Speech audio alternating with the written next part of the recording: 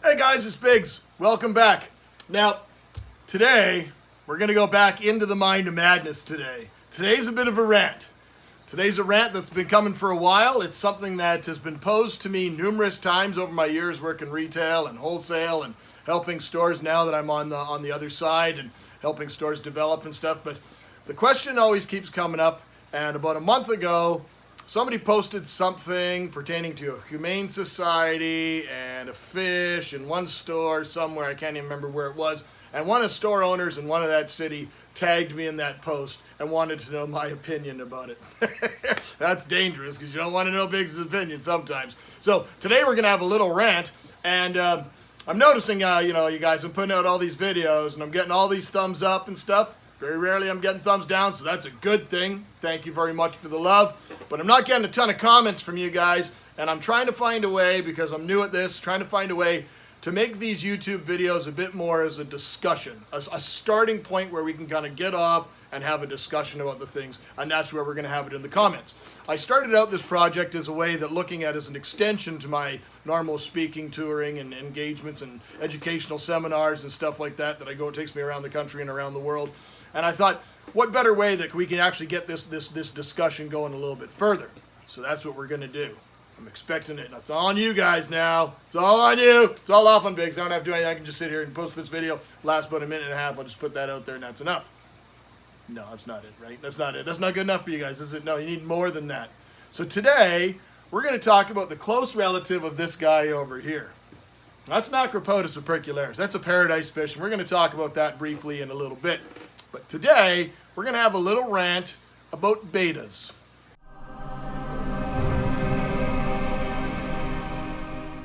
The Siamese Fighting Fish. Betta splendens. Now, we could talk about all the bettas as a whole, but today we're just going to talk about one particular one. And more importantly, we're going to talk about it, how it impacts in the trade, how it's in the retail industry and stuff like that, and some of the misinformation that's out there to speak of, okay? Now, what had happened is this: on this post, somebody in one of these humane societies was causing a lot of problems for a small retailer somewhere, and I can't remember honestly where it was. It wasn't the store that had tagged me in it, I know that much. And they started causing all sorts of problems, and of course, the information that store shared was information off the internet of two males fully flared up, tearing at each other, trying to just destroy each other, as they're called, fighting fish, right? So, of course, when you put a picture, people like putting that anger type picture up there. They put that picture up there to really get a message across, and that's the they're right and you're wrong sort of thing. Well, I love the picture because the picture was these two males and they were fighting, and they used that to drive this message home. But from a completely non-researched standpoint. Now, don't get me wrong. I don't enjoy seeing this fish in those situations. I know that this fish, through its history, that's how it's been developed, and that's what it was for, and that's what it was generally used for back in the day, and we'll talk a bit about the history in a moment. But I personally don't like seeing that. I don't ever want to see the situation where people put two animals into a situation that they shouldn't be in. Now, in the wild, these fish would fight like that. However, in the wild, they can also get away. So when the one that's vanquished, he says, okay, I've had enough, he can swim away and get out of that little area that one male defends. And he can go on to fight another day or live another day or breed another day or whatever it is. And we'll talk about that. Now, let's talk a bit more about bettas as just as fish in generally. Now, we call them betta fish. Most people have no idea why we call them betta fish. And trust me, it's not because of that little recording device from the 80s. It's just not. Even though the picture quality was superior to VCRs, that's not it. Okay? We call them Siamese Fighting Fish. Well, Siam was a country, which is now Thailand, okay? So back in the day in Siam, that's when this fish was kind of discovered. And in the early 1700s, these fish were actually bred by Siamese, and they were used for the purpose of fighting.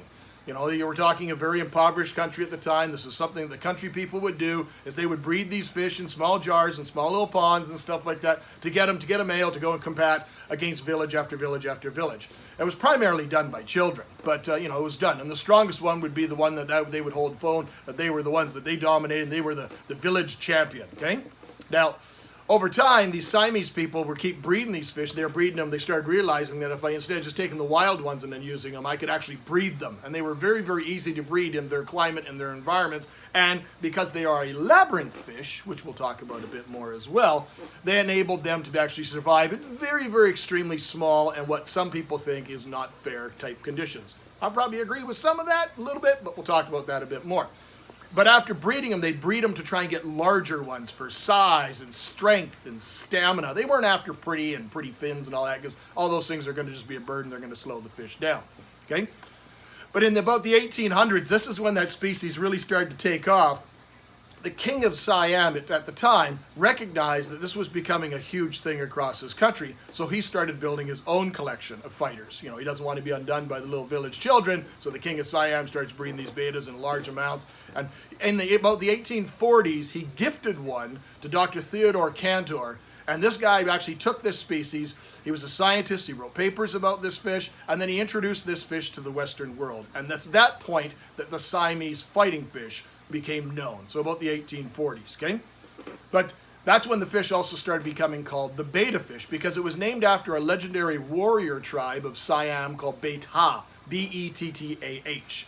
And over time, the recognition of their species continued to grow, and hobbyists and scientists, we selectively bred them to develop certain traits, much like they've done with things like goldfish and koi, and they've exaggerated different features and traits within it to get all these beautiful fins, and now you can find them in every color under the rainbow.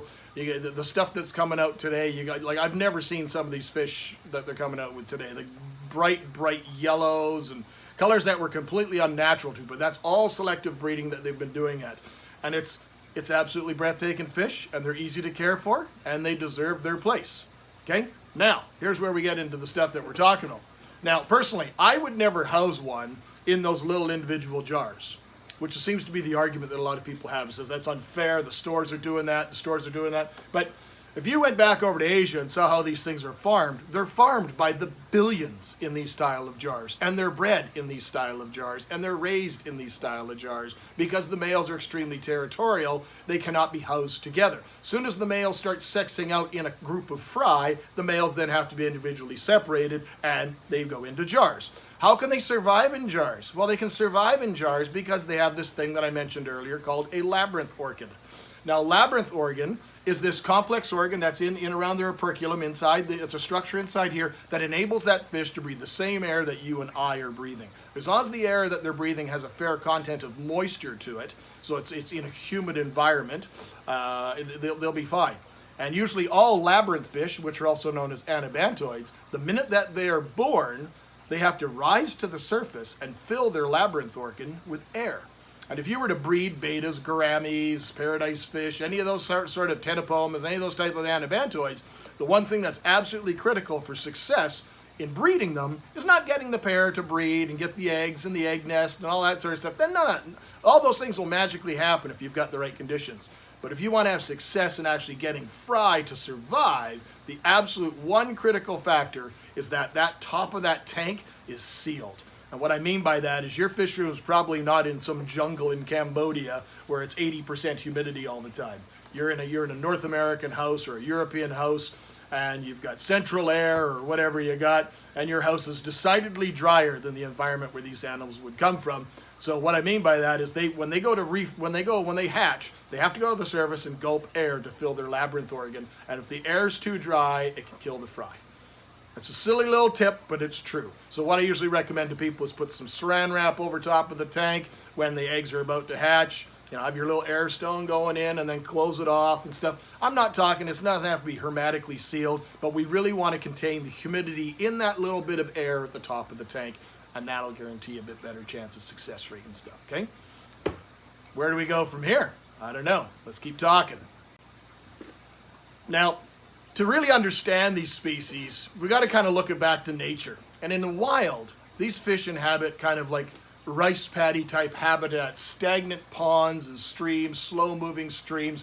Not just that, but the water is going to be tea colored with all the botanicals and the leaf litter and the organic matter that's going to be in that water. So it's going to be fairly darker water generally. Remember, we're not talking about all anabantoids. We're talking particularly about beta splendens, the common pet store beta. Now, Do you have to keep them in those environments exactly at home? No, you don't, but it may be worth trying. Get to that in a bit. But in the wild, try and picture a rice paddy. And a rice paddy looks like basically take several football fields, put them together, submerge it in 4 inches of water, and let the plant growth just go crazy. And the water's completely stagnant. That is a perfect habitat for bettas. Now, the male bettas, once they become sexually mature, have to stake out their own territory within that space. And it might only be a foot by a foot, it might be a meter by a meter. There's lots of other factors and variables involved in deciding that, but that's kind of what they do. And each male then has this kind of a graph laid out all over this whole space of water, and each male defends its own little turf spot. The females, however, they get to roam as they wish. They're solitary, but they get to roam as they wish throughout until they find a mate of their choosing. And then, and only then, if they decide to mate, well, then the male's got his bubble nest, and then they'll mate and they'll create babies and life goes on. However, territory boundaries are always a dispute. So males are always challenging each other, but again, they can get away from each other, which is something they can't do when you put 2 of them together in a tank, right? Now, I've seen lots of people keep bettas on a large scale very, very successfully.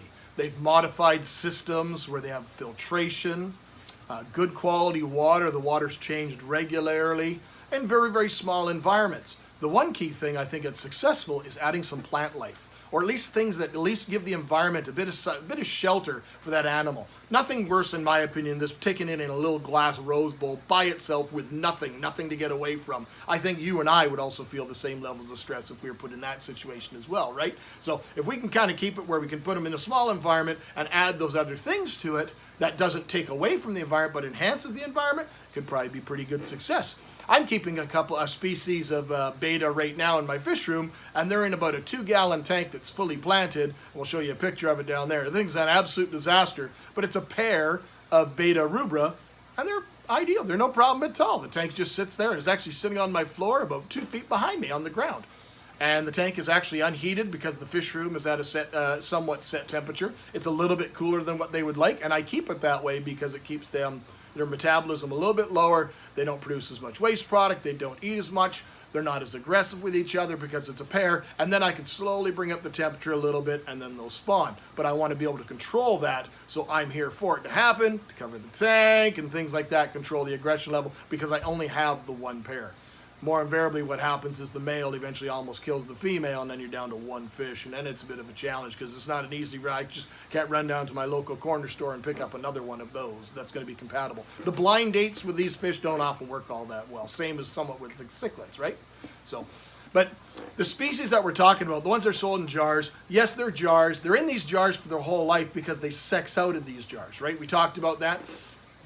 The females, there's no problem because they can move around. Now, if you guys saw these things the way they're transported from the country of origin to here, most people would just be floored. There's no way, that's cruel, it's inhumane. It's really not. These things are transported in something the equivalent of a tea bag. It's a plastic bag, it's inflated, it's kind of a diamond-shaped bag. I've seen them hundreds of times. I've landed them. Trust me, landing 100 bettas a day is a lot of work. And they come in basically a teaspoon of water. And that's great because they really don't need a lot of water. They just need to be kept wet, and then the rest should be air, and they could travel like that for a week. Trust me, they can. And I don't think that's cruel. You guys might disagree with me. That's cool. Let's talk about that in the comments. But honestly, I don't think there's any issue with that whatsoever. It's the nature of the style of fish. And I'm talking it more from a scientific side point. I'm not putting my emotions into it. Do I want the fish to be transported like that? Ideally, no, I don't. Do I want it to be seen at the pet stores in these small little bowls? Ideally, no, I don't. Ideally, I'd like to see them in like 5 or 6 gallon tanks, 3 to 5, 6 gallon tanks, fully landscaped with plant life, nice little filter and stuff like that, good quality light on them and stuff, and maybe they get some live food as well as some frozen foods and things like that. And that fish will shine for life, they'll just love it. But that's not the ideal conditions for us. Now, what I mean by that is we want to be able to go to any of our pet stores and buy a betta for $6.99 or $9.99 and stuff like that. Well, you can take all those things and throw them out the window. Your betta now is $89.99, even for the basic one, because all those things that we want to happen have to happen in place to make that animal happen and travel that way. And that's okay in certain animals if we're talking about dogs and cats and most other fish. But when we're talking specifically about labyrinth fish or anabantoids that have this special accessory organ in their structure, it's not required. I'm sorry, it's just not required. They have the ability to survive in environments where other things can't. And that's given them an advantage over all sorts of other life forms. They don't have a lot of competition in their environments. They have an abundance of food because the live insects and all that stuff that survive in these environments, they're all there. It's an abundance of food. These things are living the life. Let's leave them alone. Like all too often, these type of choices are made by governing bodies and stuff, and most of them are woefully ignorant at the topic at hand, and Bettas is the classic example. I fought this battle when I worked in the retail industry for years. I worked with bylaws and different things, provincial bylaws, city bylaws, and some of them were just priceless. I'll use an example. Just in the province next to mine, which is Saskatchewan, it is illegal to this day to own any boid, which is the family of snakes. So that's fine. That's your reticulated python, your Burmese python, your anacondas, all those big bad boys.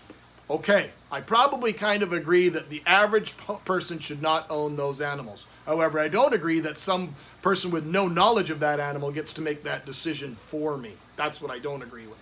But in that same family of boids, that's your ball pythons, that's your little tiny children's python, that's your little sand boa. That's the equivalent of owning a night crawler. It's going to do absolutely nothing. And that's a perfect example of how classically governments have stepped in and given their, opinions and enforced laws on people without any actual education or science behind them whatsoever. So that's a good one for that. Betta seems to be another one. I had to one time years ago, I had to go and fight a battle with the Humane Society, and they were threatening to shut a store down because they were keeping these bettas in jars. And the bettas were doing very, very well. They had plant life in each bell. They were fed frozen food every second day. Like, these guys were living the life. And we sold on average, 50 to 100 bettas a week or a month. I can't even remember. It doesn't really matter. But it was good. And we encouraged long-term care and education. We didn't sell them to go home in that bowl. That was a temporary thing because we had so many of them to meet the demand. But we also spent an inordinate amount of hours or man hours maintaining and making sure that those animals had the best quality water, care, food, everything. But what are we going to do, right? People want to fight that battle, and I remember having to fight that battle with them, and in that same bylaws, they didn't have any crocodilians listed in their bylaws. And I said, if you guys want to keep playing this game without any education on your side, just opinion, I says, I'll have an alligator in that store at the end of the week. And it shut them down pretty quick, because why would anybody want to own an alligator? I don't know. I have no idea why anybody want to own an alligator. I've played with them in the wild, and some of them are kind of mean. But some people may, and that's not my decision to decide that. However, I knew their laws better than they knew their laws. So I fought that battle for years and years and years, and honestly, frankly, I didn't think they cared then, and I don't think they do now. They just want to be able to have their opinions said over and above everybody else. Kind of exactly like what I'm doing right now. My channel, my voice, this is what a Biggs gets to say. If they truly had the species' best intentions at head, they would invest probably, maybe even a minute little amount, maybe an hour. Do a little bit of research on the internet yourself before jumping to such a stance. Because if they truly had their way, they'd make it illegal for anyone to own anything. Honestly, there's organizations out there that want you to own nothing. No type of animal whatsoever. Okay, so what are they going to do after they make it owning animals illegal? What about plants? You can't own any house plants. You're bad. Houseplants have feelings. Stop owning houseplants, aquarium plants. Ban gardening. Ban the keeping of houseplants. Because those houseplants we took out of the rainforest where they loved it and they were doing great. Shame on us. We're bad people. Seems a little crazy to us now, right? Because people don't think plants have feelings. Well, plants have feelings. Plants are same as in some things down the road. You guys know my background is mostly in plants, and I have a lot of things that I want to talk about plants, but I spread them out a little bit because you guys aren't quite ready for plant channel yet. Now, I remember when I worked in a retail store and we sold a lot of bettas. But one thing that I did differently than a lot of stores have ever done, and I've encouraged stores to do this down the road, and it's a sad state of affairs that a lot of retail stores in today's day and age, they just don't care, and it's sad.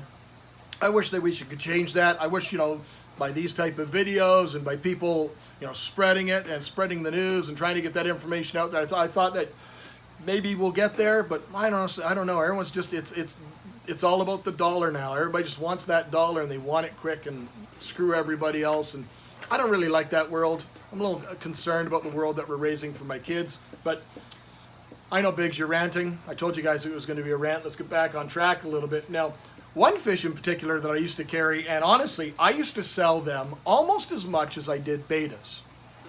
And people that work in the retail industry say there's no way. The bettas is always the number one thing that we sold in the fish industry. And that's probably very, very true.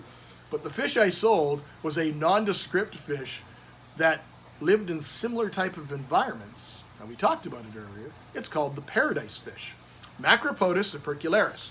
Now, there are other species of Macropodus as well. Macropodus chinensis is another one that comes to mind.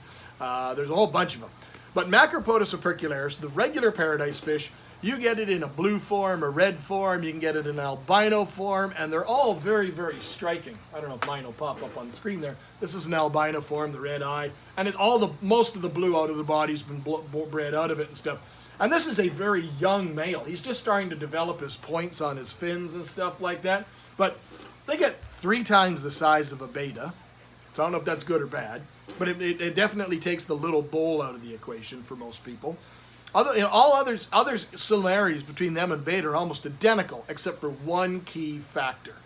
These guys come from a northern area, so they inhabit much cooler water than, say, Siam or Thailand. This is a Chinese species, and most of them inhabit cooler water. Cooler water, which happens to be roughly the temperature we keep our homes.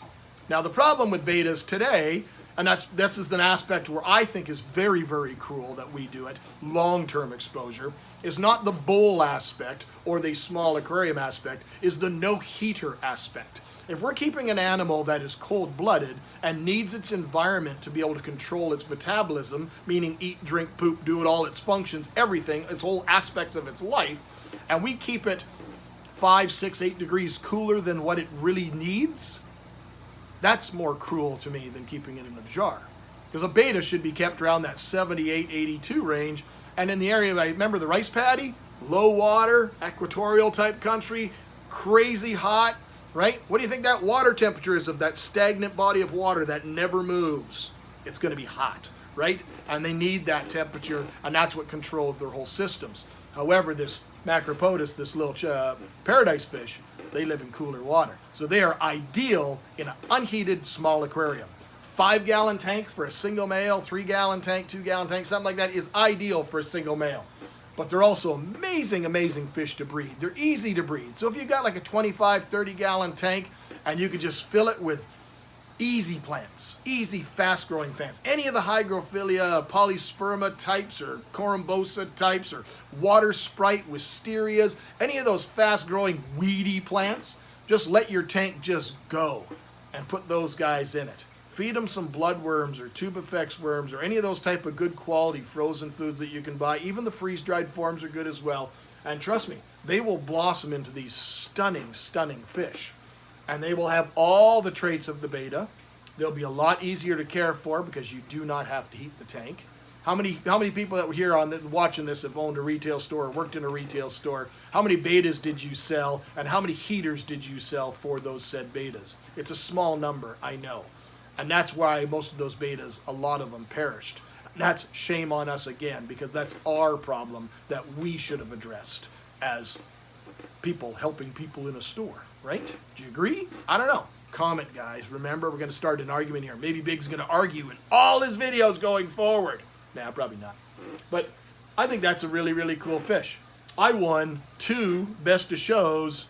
One was in Winnipeg, one was somewhere else. I don't even remember. With an albino male paradise fish, and I had a small tank that he was in with 2 females, full of plants, and I think it was about 8 or 10 inches by 8 or 10 inches, and it was about 2 feet long, and it just fit in a certain spot in my fish room. It was a very odd-shaped tank, and that's where they called home, and they were amazing fish to work with.